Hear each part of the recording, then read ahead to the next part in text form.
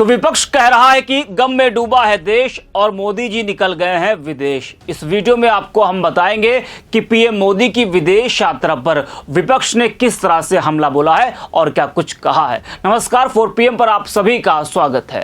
दोस्तों, बीते कुछ दिनों से देश पर लगातार आफत आ रही है। देश के कई कोनों में मातम पसरा हुआ है। छुटपुट घटनाएं तो हो ही रही थी, लेकिन कुछ बड़े हादसों ने देश को हिला कर रख दिया है। पहलगाम हमला हुआ जिसमें 27 लोगों को आतंकवादियों ने नाम पूछ कर मारा। उसके बाद भारत ने पाकिस्तान को मुंहतोड़ जवाब दिया। पाकिस्तान के अंदर घुसकर आतंकी ठिकानों को नष्ट किया। उसके बाद बेंगलोर में भगदड़ हुई जिसमें कई लोगों की मौत हुई। मुंबई में लोकल ट्रेन से यात्री गिरे, 4 लोगों की मौत हो गई। अहमदाबाद में बड़ा विमान हादसा हुआ और 265 लोगों की जान चली गई। केदारनाथ में प्लेन क्रैश हुआ, 7 लोगों की मौत हो गई। लेकिन फिर भी हमारे देश में नेताओं के कार्यक्रम चलते रहते हैं।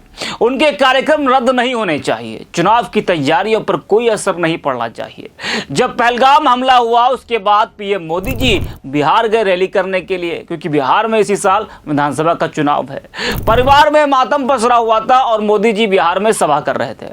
अहमदाबाद में विमान हादसा हुआ, 265 लोग मारे गए और मोदी जी विदेश चले गए हाथ हिलाते हुए।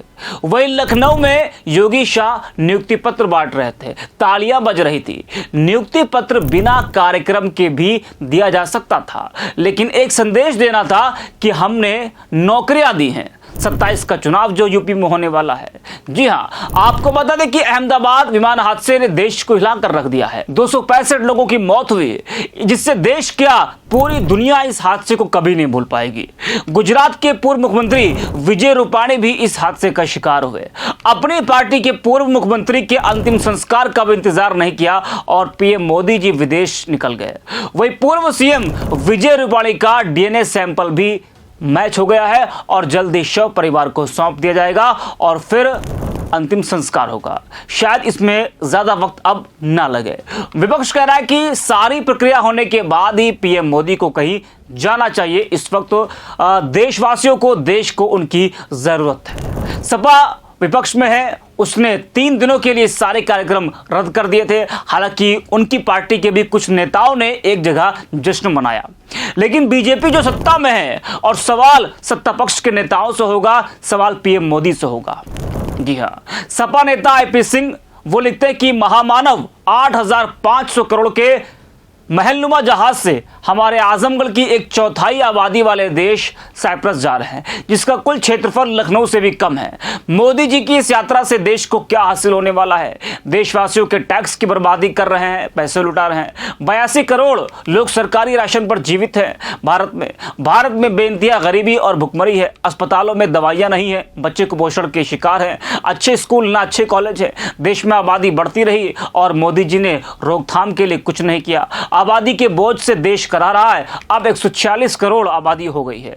वहीं लखनऊ में योगी शाह के कार्यक्रम पर भी आईपीसी ने एक्स पर लिखा है कि अहमदाबाद विमान हादसे के बाद देश में शोक की बड़ी लहर है। 300 से ज्यादा लोग मारे गए, जिसमें 75 होनहार डॉक्टर शहीद हो गए। इस दुख की घड़ी में आज गृहमंत्री अमित शाह और योगी आदित्यनाथ तालियां बजवा रहे हैं। ऐसे में समाजवादी पार्टी ने सारे सार्वजनिक कार्यक्रम निरस्त कर दिए। बीजेपी आरएसएस नेताओं में संवेदनशीलता खत्म हो गई है। ये लोग चुनावी मशीन बन गए हैं।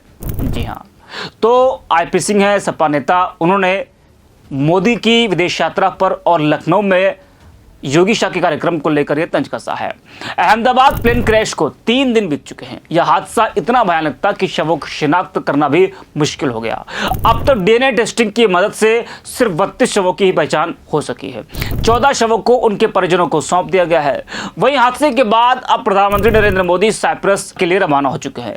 पीएम मोदी की इस यात्रा को तुर्की को कड़ा संदेश देने की दृष्टि से भी देखा जा रहा है। साइप्रस और तुर्की के बीच सालों से जमीन को लेकर विवाद चल रहा है। वहीं ऑपरेशन सिंदूर के समय तुर्की ने पाकिस्तान का खुलकर समर्थन किया था, जिसके बाद से भारत का रुख तुर्की के खिलाफ सख्त हो गया। विपक्षी दलों ने विमान हादसे के बाद प्रधानमंत्री नरेंद्र मोदी की विदेश यात्रा पर सवाल खड़े किए हैं। विपक्ष का कहना है कि इस गंभीर संकट के समय विदेश में है, जबकि उन्हें देश में रहकर राहत कार्यों की निगरानी करनी चाहिए थी। विपक्ष का कहना है कि यह सरकार की संवेदनहीनता को दर्शाता है। विमान हादसे ने देश को झकझोर कर रख दिया है। तो पीएम नरेंद्र मोदी की विदेश यात्रा पर विपक्ष हमलावर है। विपक्ष का कहना है कि अहमदाबाद में विमान हादसा हुआ, 265 लोगों की मौत हुई। केदारनाथ में विमान हादसा हुआ, 7 लोगों की वहां मौत हुई। लेकिन मोदी जी की जो यात्रा है वो जारी है। इससे पहले आपने देखा था पहलगाम में जो आतंकी हमला हुआ था, उसके बाद बिहार की रैली हुई, उस वक्त भी सवाल खड़े हुए थे। और अब जब नरेंद्र मोदी जी अहमदाबाद हादसे के बाद विदेश यात्रा पर गए तो इस वक्त भी अब उनके ऊपर कई सवाल